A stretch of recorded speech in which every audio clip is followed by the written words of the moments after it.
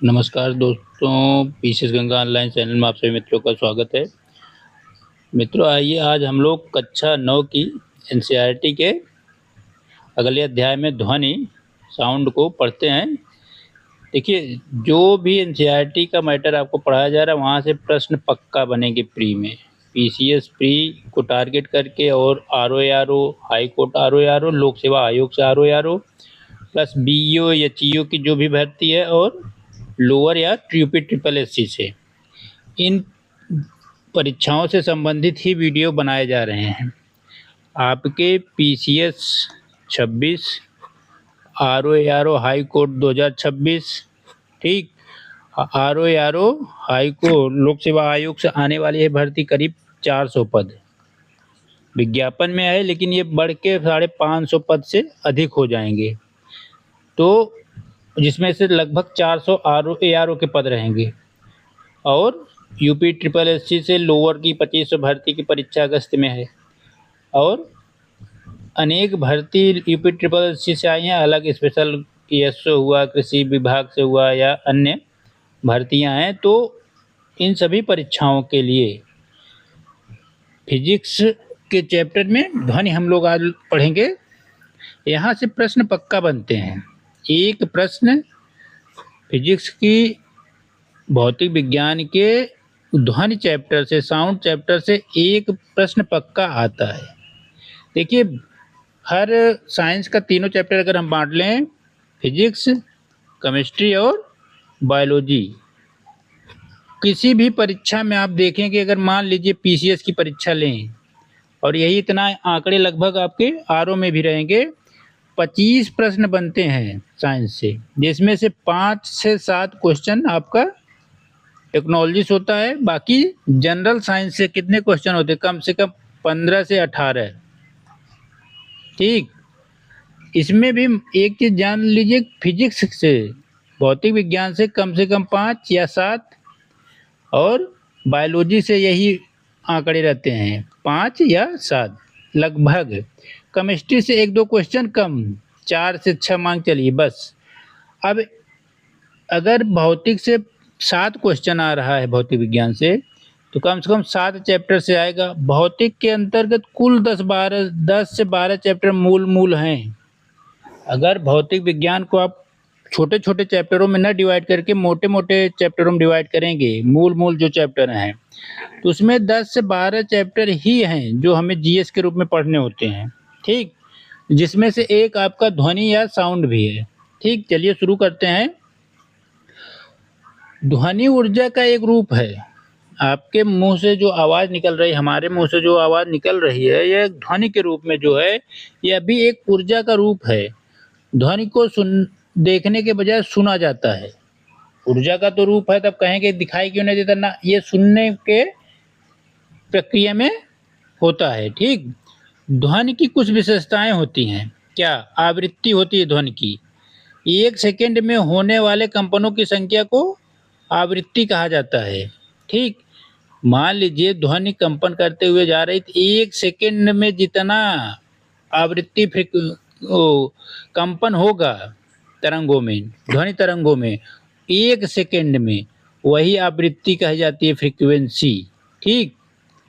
वही आवृत्ति कही जाती है। क्या? फ्रीक्वेंसी। इसका एसआई मात्रक क्या है? हर्ट्ज। इसका एसआई मात्रक क्या है? हर्ट्ज, ठीक। अब उसके बाद एक ध्वनि की विशेषता है तरंग दैर्ध्य, वेव लेंथ। 2 संपीड़नों, मतलब एक संपीड़न 2, ठीक, 2 संपीड़नों या 2 विरलनों के बीच की न्यूनतम दूरी, इसके बीच की जो न्यूनतम दूरी होती है वही वेव लेंथ, वेव माने किरण, रेज, और लेंथ माने लंबाई।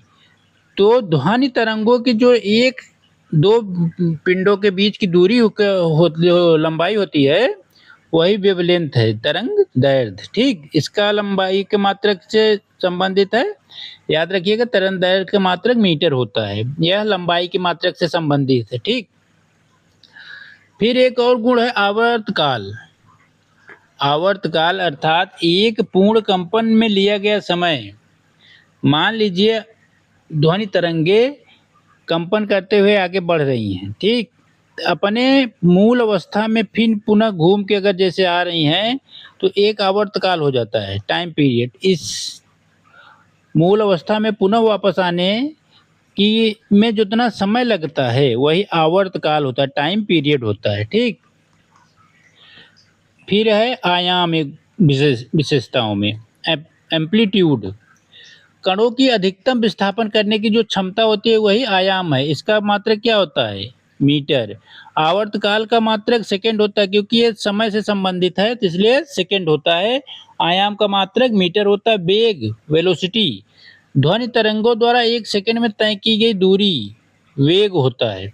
एक सेकंड में ध्वनि तरंगें जितनी दूरी तय कर लेंगी, ठीक, वही उनकी वेग कहा जाता है, ठीक। इसका एसआई मात्रक एम एस पावर -1, ठीक। ये कुछ फार्मूला है ध्वनि के निर्धारण से संबंधित। ध्वनि का वेग किन पर निर्भर करता है? तो याद रखिएगा, ध्वनि का वेग कुछ बातों पे निर्भर करता है। वे बातें कौन सी हैं? पहली बात तो माध्यम की प्रकृति कैसी है। जिस माध्यम में ध्वनि तरंगे उत्पन्न हो रही हैं उसकी प्रकृति क्या है, वातावरण का टेम्परेचर क्या है, और ताप बढ़ने पर गैसों में ध्वनि का वेग बढ़ जाता है। अगर मौसम का तापमान बढ़ जाएगा तो गैसों में ध्वनि का वेग भी बढ़ जाएगा, ठीक। कुछ उदाहरण देखिए।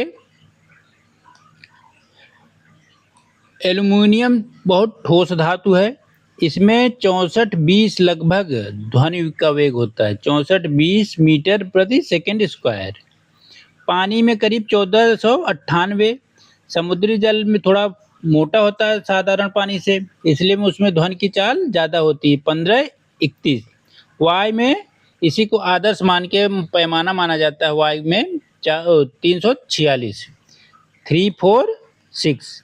इसको आधार बना के किसी भी पदार्थ या द्रव, गैस से आदि में ध्वनि की चाल का निर्धारण किया जाता है। इसको एक मानक पैमाना माना गया है। ऑक्सीजन में कितना होता है? 316, ठीक। ध्वनि का वेग का अगर क्रम पूछे आपसे कभी किसी एग्जाम में, कई बार पूछा भी है, तो सबसे ज़्यादा ध्वनि का वेग ठोस में होता है, फिर द्रव में, और सबसे कम गैस में। तो अवरोही आरोही क्रम दोनों में आप इसको सेट कर लीजिएगा, कभी भी पूछ ले अवरोही क्रम क्या है या अवरोही, आरोही या अवरोही। ध्वनि के प्रकार क्या हैं? ध्वनि 3 प्रकार की होती हैं। एक श्रव्य ध्वनि होती है, एक अपश्रव्य, एक पराश्रव्य। इसका निर्धारण क्या होता है? देखिए, अगर ध्वनि की चाल, ध्वनि का वेग 20 हर्ट्ज से 20 किलो हर्ट्ज तक है, 20 हर्ट्ज से लेके 20,000 हर्ट्ज या 20 किलो हर्ट्ज तक है, तो यह श्रव्य है। अर्थात ऐसी तरंगों से जो ध्वनि उत्पन्न होगी उसको आप सुन सकते हैं, मनुष्य उसे सुन सकता है, ठीक। अपश्रव्य तरंगे क्या होती है? इनका क्या होता है कि ये 20 हर्ट्ज से कम होती हैं। हाथी और गैंडा जैसे जानवर इस अपश्रव्य तरंगों को सुन सकते हैं।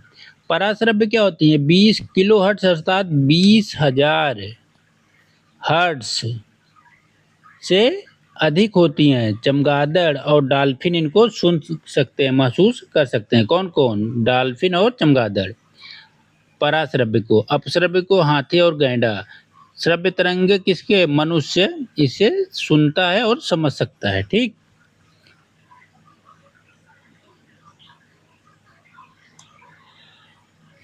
अपश्रव्य तरंगों का उपयोग क्या होता है? अपश्रव्य तरंगों के ही आधार पे आप भूकंप का माप करते हैं, ज्वालामुखी का आकलन करते हैं, और संचार व्यवस्था जो संचालित होती है वह अपश्रव्य है। याद रखिएगा, कई बार पूछा है कि टीवी की रिमोट से जो निकलता है, टीवी कंट्रोल या उसे ऑन ऑफ करने के लिए या चैनल चेंज करने के लिए जो रिमोट प्रयोग करते हैं, तो उसमें अपश्रव्य ध्वनि तरंगे ही, अपश्रव्य तरंगे ही काम करती हैं। रिमोट और टीवी के बीच क्या काम करता है? अपश्रव्य तरंगे, ठीक। पराश्रव्य क्या है? ये सोनोग्राफी में उपयोग की जाती हैं, धातुओं की जांच करने के लिए, पत्थर तोड़ने के लिए, सफाई कार्य और मापन के लिए। तो अपश्रव्य के क्या कार्य हैं? भूकंप, ज्वालामुखी और संचार व्यवस्था में। पराश्रव्य के सोनोग्राफी, धातु जांच, पत्थर तोड़ना, सफाई और मापन कार्यों में इसका उपयोग किया जाता है। ध्वनि का परावर्तन क्या है? जैसे मान लीजिए कोई अवरोध है, दीवार है, इधर से आप आवाज़ दे रहे हैं तो यहाँ जाके टकरा के वापस आ जाती है। पहले जाएगी फिर वापस आएगी। तो कभी-कभी आप सुनते हैं, आप जब कभी ज़ोर से चिल्लाते हैं किसी बंद कमरे में, आपकी प्रतिध्वनि आपको सुनाई देती है, ठीक? तो आपकी ही ध्वनि का परावर्तन होता है, इसलिए वो आपको सुनाई देती है। ध्वनि का परावर्तन, ध्वनि किसी ठोस या द्रव के सतह से टकराकर वापस जब लौट आती है, तो वही को ध्वनि का परावर्तन कहा जाता है। इसमें होता क्या है? ध्वनि के परावर्तन में कंडीशन बनती है, आपतन कोण बराबर परावर्तन कोण के होगा, ठीक? आपतन कोण का मान जितना होगा, सेम उतना ही परावर्तन ध्वनि के कोण का मान होगा, ठीक? ऐसे इसमें दर्शा रहा है, ये मान लीजिए दीवार है, परावर्तक सतह है, आपने आपतित ध्वनि आपको भेजा यहाँ से, सेम ये जो कोण बन रहा है, सेम कोण यहाँ भी बनेगा और इसको वापस कर देगी। दोनों के बीच तो 90 डिग्री का कोण बनेगा, लेकिन इनके बीच जितना यहाँ कोण बन रहा है उतना ही यहाँ, अर्थात 45 यहाँ बनेगा और 45 यहाँ बनेगा, ठीक? सॉरी। प्रतिध्वनि इको क्या होता है? मूल ध्वनि के बाद सुनाई देने वाली ध्वनि को प्रतिध्वनि कहते हैं। कभी-कभी मैंने बताया, आप किसी कमरे में चिल्लाइए, आपकी आवाज़ ही वहाँ गूंजने लगती है, इसी को प्रतिध्वनि कहा जाता है। प्रतिध्वनि सुनने के समयांतराल कम से कम 1 सेकंड तक हो, 0.1 सेकंड होता है, 0.1 सेकंड। आर्थिक दूरी सामान्य ताप पर कम से कम 17.2 मीटर होनी चाहिए, ठीक?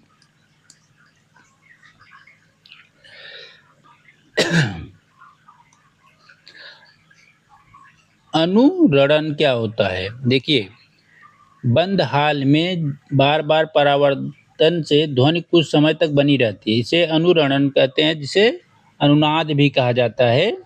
इससे ध्वनि अस्पष्ट रहती है।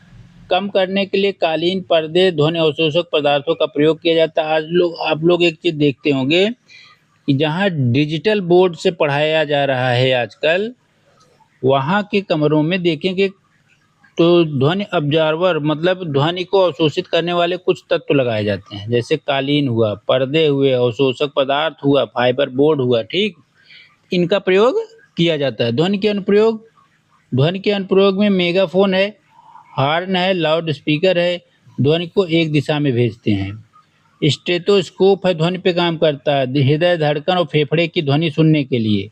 सभागार प्रतिध्वनि वक्राकार छत एवं स्पष्ट ध्वनि के लिए आदर्श मानी जाती है। अल्ट्रासोनोग्राफी गर्भ में शिशु की जांच के लिए, आंतरिक अंगों की जांच के लिए अल्ट्रासोनोग्राफी कराई जाती है। धातु जांच, दरारें, वेल्डिंग की जांच कोई नुकसान किए बिना। गुर्दा पथरी तोड़ना, इसमें भी आपका ध्वनि तरंगों का उपयोग होता है। अल्ट्रासोनिक तरंगों की सहायता से तोड़ के उसे निकाला जाता है। सफाई, पराश्रव्य से मशीनों आभूषणों की सफाई होती है।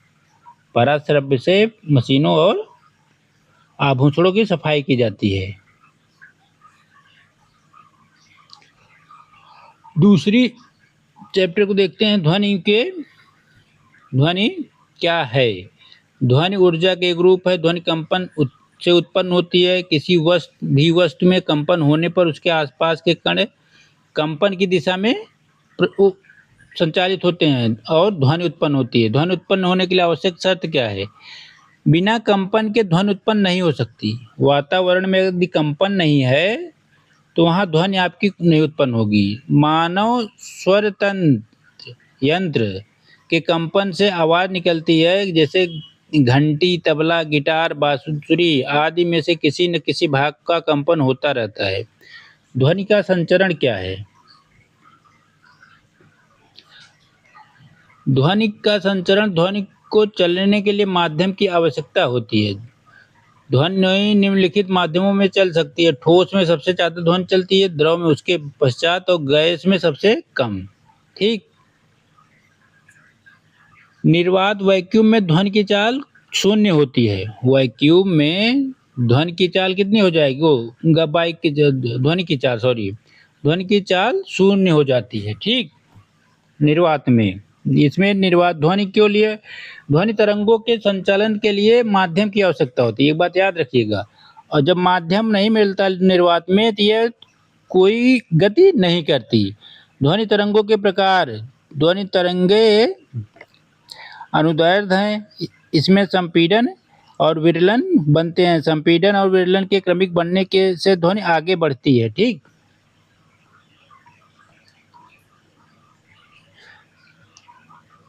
ध्वनि संचरण की दिशा याद रखने योग्य कुछ बातें हैं, जैसे ध्वनि कंपन से उत्पन्न, ध्वनि अनुदैर्ध्य तरंग से उत्पन्न, ध्वनि माध्यम से आवश्यक, ध्वनि निर्वात में भी नहीं चल सकती। अब मानव श्रव्य सीमा आपको बताया 20 हर्ट्ज से 20,000 हर्ट्ज तक होती है, अर्थात 20 किलो हर्ट्ज जो होती है। ठीक,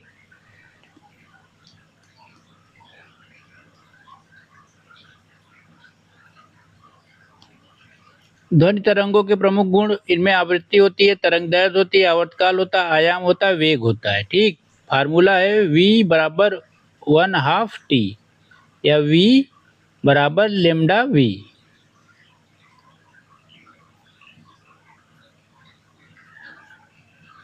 आवृत्ति हर्ट्ज में मापी जाती है, आवर्तकाल समय सेकंड से मापा जाता है, तरंगदैर्ध्य मीटर में मापी जाती है, ध्वनि का वेग मीटर प्रति सेकंड -1 से मापा जाता है।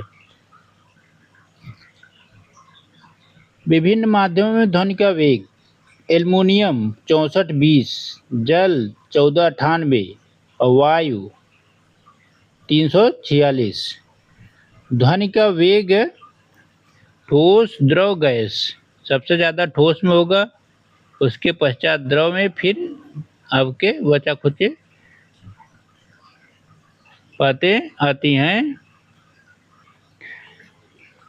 ध्वनि के प्रकार, ध्वनि के प्रकार देख लिया। ध्वनि का परावर्तन, ध्वनि का परावर्तन, जब ध्वनि किसी प्रकाश की सतह से परावर्तित होती है तो इसके 3 नियम हैं। आपतन कोण बराबर परावर्तन कोण, आपतन कोण बराबर परावर्तन कोण। आपतन दिशा, परावर्तन दिशा और अभिलंब के तीनों एक ही तल में होते हैं। आयतन की दिशा, परावर्तन की दिशा और अभिलंब तीनों एक ही तल में होते हैं। ध्वनि तो के परावर्तन पे से संबंधित उदाहरण क्या हैं?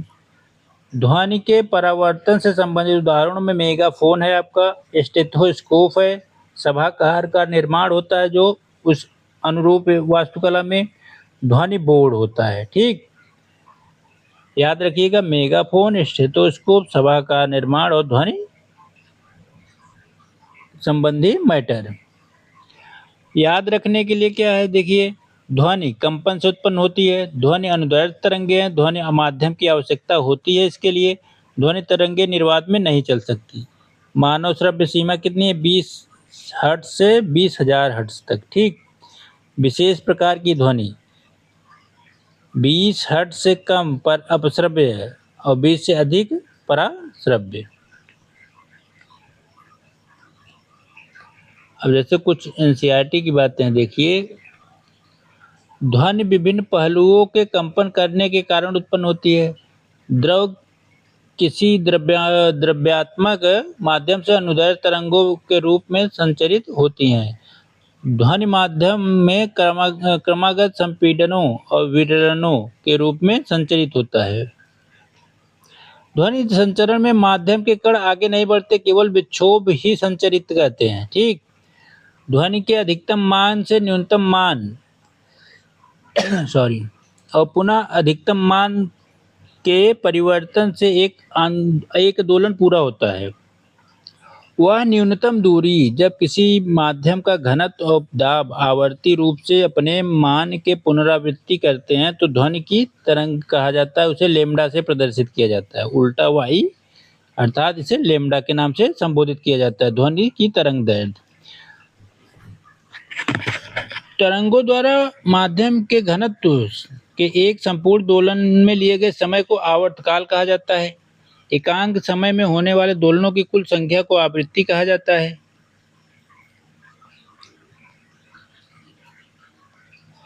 ध्वनि का वेग v, u और लेमडा से प्रदर्शित किया जाता है V lambda U O V. ध्वनि की चाल मुख्यतः संचरित होने वाले माध्यम की प्रकृति तथा ताप पर निर्भर करता है।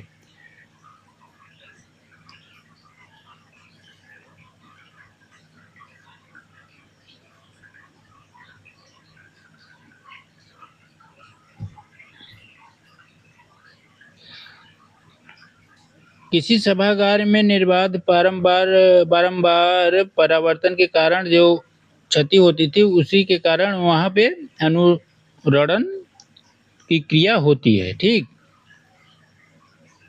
ध्वनि के अभिलक्षण जैसे तारत्व, प्रबलता, गुणता, संगत तरंगों के गुण द्वारा निर्धारित होते हैं। ठीक, मानव जो ध्वनि सुनता है उसकी आवृत्ति याद रखिएगा 20 हर्ट्ज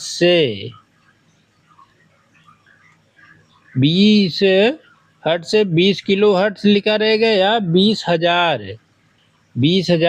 हर्ट्ज के बीच की होती है। ठीक,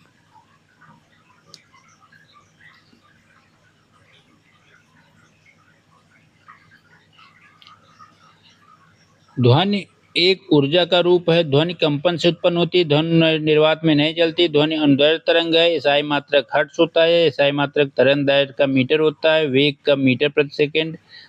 ठीक, इस तरह से देखेंगे। देखिए, इसमें सबसे ज्यादा ठोस द्रव ध्वनि का घन क्या नाम है परिवहन या संचलन होता है। जैसे एल्युमिनियम 64-20, निकेल उसके बाद 60-40, स्टील 59-60, लोहा 59-60, पीतल 4700, कांच फ्लिंट 39,000, जल समुद्री 1531, 1598 में शुद्ध अशुद्ध जल यहाँ से ले गए।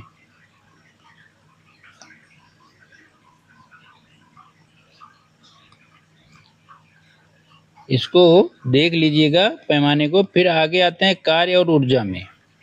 ठीक, कार्य और ऊर्जा। कार्य क्या है? वर्क। जब किसी वस्तु पर बल लगाने से उसकी स्थिति में परिवर्तन होता है तब उसे कार्य कहा जाता है। मान लीजिए किसी पिंड को धक्का देके यहाँ पहुंचा दिया गया तो इसे कार्य कहा जाएगा। ठीक, कार्य होने पर निम्न आवश्यक शर्तें होनी चाहिए। वस्तु एवं बल पर ध्यान देना चाहिए। वस्तु और बल पर ध्यान देना चाहिए।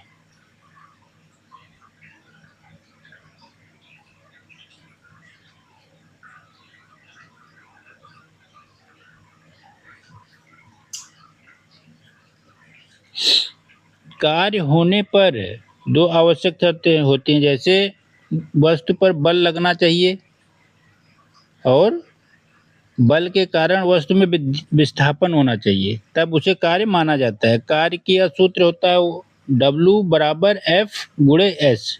W कार्य है, F बल है, S विस्थापन है। ठीक, इसका एसआई मात्रक क्या होता है? इसका एसआई मात्रक होता है जूल। कार्य का एसआई मात्रक क्या होता है? जूल।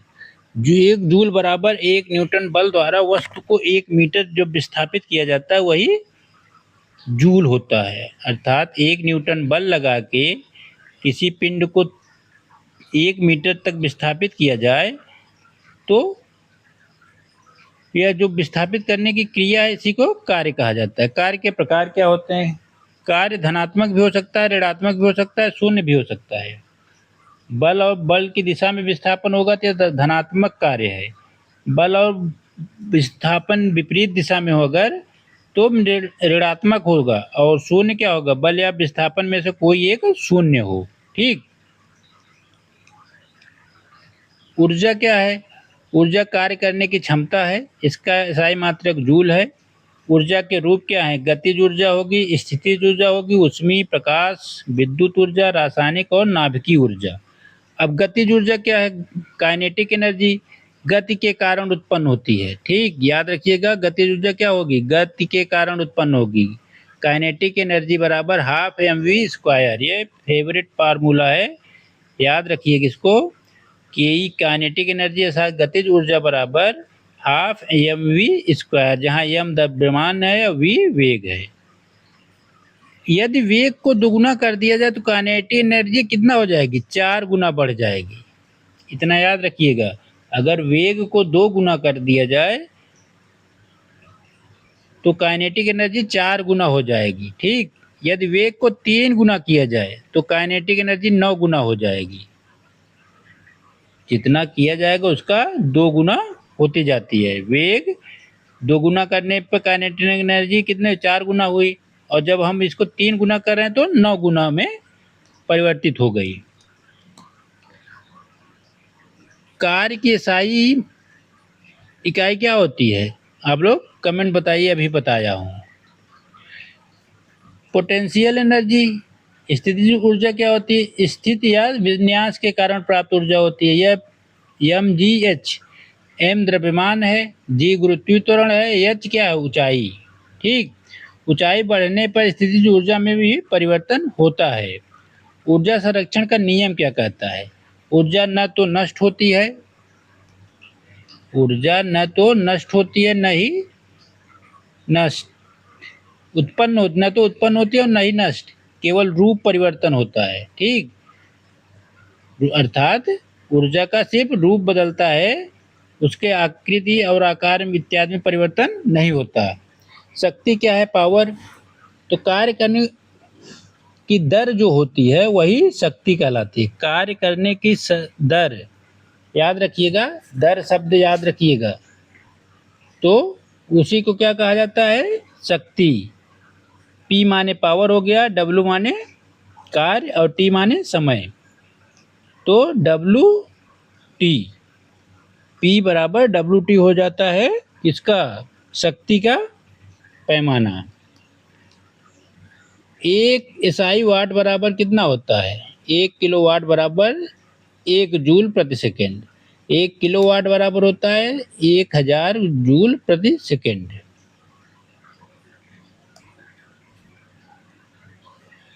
कार्य की SI इकाई क्या होती है? जूल। शक्ति की SI इकाई वाट, और ऊर्जा की SI इकाई कितना होती है? जूल। फिर होता है कार्य बराबर बल गुणे बल की दिशा में विस्थापन। आप लोगों ने सुना होगा। फिर शक्ति का नाम आया तो भी शक्ति का क्या होता है? कार्य बटा समय, ठीक। Kinetic energy half mv², potential energy mgh। बल और विस्थापन समान दिशा में हो तो धनात्मक कार्य कहा जाएगा। बल और विस्थापन विपरीत दिशा में, मतलब एक इधर जा रहा है, एक इधर से आ रहा है, तो बल एवं विस्थापन विपरीत दिशा में हो तो ऋणात्मक कार्य होते हैं। बिना विस्थापन के शून्य कार्य। ऊर्जा संरक्षण का नियम कहता है कि ऊर्जा न तो नष्ट होती है और न ही उत्पन्न होती है, बस इसका स्वरूप बदलता रहता है। किसी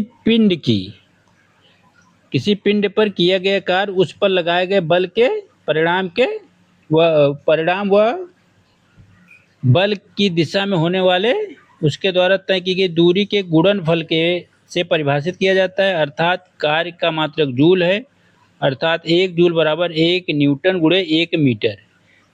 किसी पिंड का विस्थापन शून्य है तो बल द्वारा उस पिंड पर किया गया कार्य शून्य होगा। यदि किसी वस्तु में कार्य करने की क्षमता हो तो यह कहा जाता है कि उसमें ऊर्जा है। ऊर्जा का मात्रक वही है जो कार्य का है। किसी गतिमान पिंड में उसकी गति के कारण ऊर्जा को उचित ऊर्जा कहते हैं। v वेग से गतिशील किसी m द्रव्यमान की वस्तु की गतिज ऊर्जा हाफ mv² के बराबर होती है।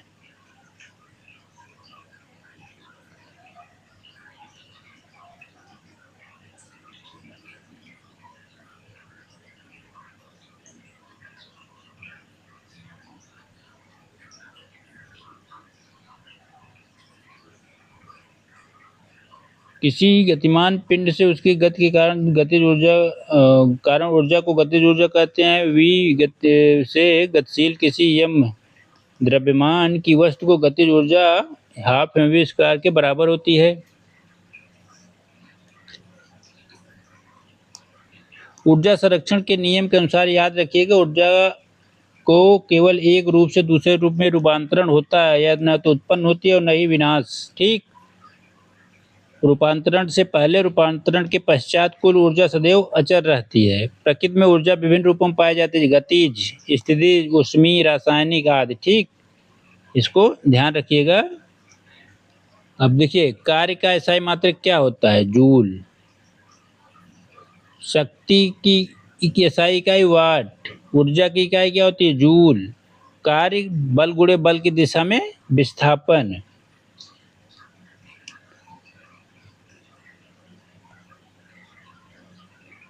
शक्ति बराबर कार्य बटा समय। गतिज ऊर्जा बराबर हाफ mv स्क्वायर। स्थितिज ऊर्जा बराबर mgh। बल और विस्थापन समान दिशा में जब होते हैं, बल और विस्थापन जब समान दिशा में होते हैं तो धनात्मक कार्य कहा जाता है। जब विस्थापन विपरीत दिशा में हो तो ऋणात्मक कार्य कहा जाता है। ठीक,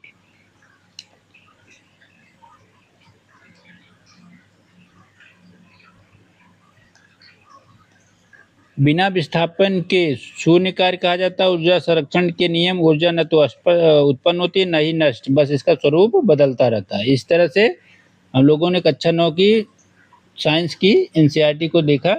आप लोगों से निवेदन है, चैनल को सब्सक्राइब कर लीजिए और शेयर लाइक करते रहिए। साथ ही कोई भी समस्या हो आपको प्री परीक्षा से, आप लोगों को किसी भी व्यक्ति को अगर प्री एग्जाम में दिक्कत हो रही है, उसे समझ नहीं आ रहा है कि क्या किया जाए, तो मैंने एक वीडियो बना के दिया है पूरा टाइम टेबल सहित। आप कृपया उसको देख सकते हैं और उसको फॉलो करिए। दिसंबर तक 5 महीने का मैंने पूरा टाइम टेबल बना के दिया है। अगर आप उसको अपने एक कॉपी पे बना के रख लीजिए, आपके लिए बहुत उपयोगी होगा। अगर मन लगा के पढ़ रहे हैं, कोई लापरवाही नहीं कर रहे हैं, तो पक्का PCS pre, RO pre, PCS, high court RO, ये सभी एग्जाम, यूपी ट्रिपल एससी के एग्जाम सभी आराम से निकल जाएंगे। ठीक।